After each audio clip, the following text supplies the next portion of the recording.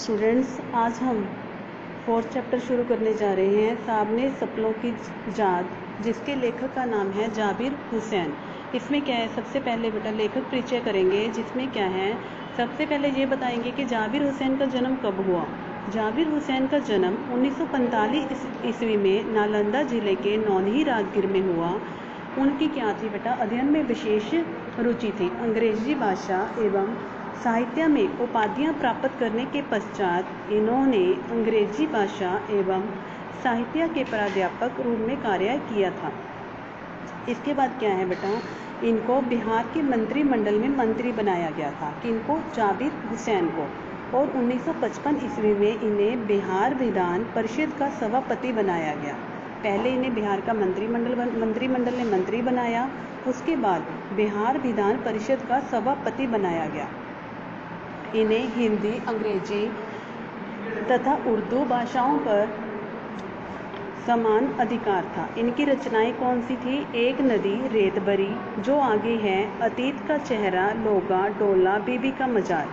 और इनकी भाषा शैली क्या थी? अत्यंत रोचक थी और सहज थी। जो इनका पाठ है, सांवले सपनों की जात। इसमें क्या है, ये डायरी शैली में रचित संस्मरण है, जिसमें इन्होंने क्या लिखा है। जो पक्षी विज्ञानी सालिम अली था, उनकी मृत्यु के बाद इनके दिल में जो संवेदनाएं, जो भावनाएं पैदा हुई थी, उनके बारे में लिखा गया है। इन्होंने अपने इनकी भाषा थी, इनकी रचनाएं थी, इसमें उर्दू के भाषाओं का प्रयोग किया है और देशी शब्दों का प्रयोग किया है। कई चीज़ें तो इन्होंने ऐसी लिखी हैं जो कभी कभी काव्यात्मक हो जाती हैं। बेटा ये चीज़ आप लेखक परिचय करोगे। इसके बाद इस पाठ में क्या बताया गया है? इस पाठ में जाबिर हुसैन ने बताया है, जो सांवले सपनों की जात पाठ है, प्रसिद्ध पक्षी विज्ञानी सालिम अली से संबंधित संस्मरण है। किससे संबंधित है बेटा? ये सालिम अली के जीवन से संबंधित है। उनकी मृत्यु के बाद जो उनके मन में भावनाएं पैदा हुई, उनको लेके इन्होंने ये सांवले सपनों की जात पाठ लिखा है। सालिम अली क्या था, अपने अंतिम सफर पर जा रहे थे।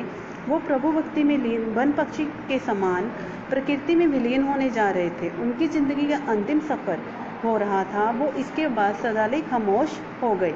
जैसे मौत की गोद में गए हुए पक्षी को अगर गोद में ले लो तो वो जीवित नहीं हो सकता, वैसे ही जो सालिम अली था, जब उनकी मौत हो गई थी तो उनको जीवित नहीं किया जा सकता था। सालिम अली पक्षियों की मधुर आवाज़ सुनकर झूम उठता था। लेखक क्या कहता है, ना मालूम कब कृष्ण ने वृंदावन में रासलीला रची, ना जाने उन्होंने गोपियों को कभी अपनी शरारतों से तंग किया, कभी माखन भरे बांडे फोड़े थे, कभी कुंजों में विश्राम किया था। अपनी बंसी की तान से वृंदावन के लोगों को झूम दिया, संगीतमय कर दिया था। आज भी अगर हम वृंदावन में जाते हैं तो वहाँ पर क्या देखते हैं? कृष्ण की बंसी की धुन आज भी वहाँ पर उसका जादू छाया हुआ है। इसके संबंध में वे कमज़ोर काया वाला व्यक्ति है। अब 100 वर्ष का होने वाला था। कैंसर की बीमारी से उसकी मृत्यु हो गई। किसकी? सालिम अली की। जब उनके अंतिम क्षण थे तो क्या हुआ, वो पक्षियों की खोज में लगे रहे। उन जैसा बर्ड वाचर ना तो आज तक कोई होया है, ना ही होगा। वो अपनी हंसती खेलती रसमयी दुनिया के समान अपने आसपास देखते थे। उनकी पत्नी का नाम क्या था बेटा? तहमीना। उसके बाद क्या है, सालिम अली था, उसने केरल की साइलेंट वैली थी, उसको बचाने के लिए उसके ऊपर लद्दाख और हिमालय की हवा का दुष्प्रभाव पड़ रहा था। उसको बचाने के लिए प्रधानमंत्री चौधरी चरण सिंह से अनुरोध किया था। आज क्या है, कवि क्या कहता है? कहता है आज ना तो सालिम अली है, ना ही चौधरी चरण सिंह है, जो पशुओं की, जो जानवरों की, पक्षियों की चिंता कर सके, किनकी? जो लद्दाख और हिमालय की बर्फीली पहाड़ियों में रहते हैं। सालिम अली ने फॉल ऑफ द स्पैरो नाम से अपनी आत्मकथा लिखी थी। D.H. लॉरेंस की मृत्यु के बाद जब कुछ लोगों ने उनकी पत्नी फ्रीडा लॉरेंस से पूछा कि अपने पति के बारे में कुछ बताओ, तो फ्रीडा लॉरेंस ने कहा, मेरे से ज़्यादा मेरे पति के बारे में छत ऊपर बैठी गोरिया को पता होगा। गोरिया कौन थी बेटा? एक पक्षी का नाम है। उसने बताया कि मेरे से ज़्यादा मेरे पति के बारे में किसको पता होगा? गोरिया के। गोरिया को बचपन में सालिम अली को क्या था? एयर गन से खेलने का शौक़ था। एक दिन क्या हुआ, उन्होंने अपनी एयरगन से गोरिया को घायल कर दिया।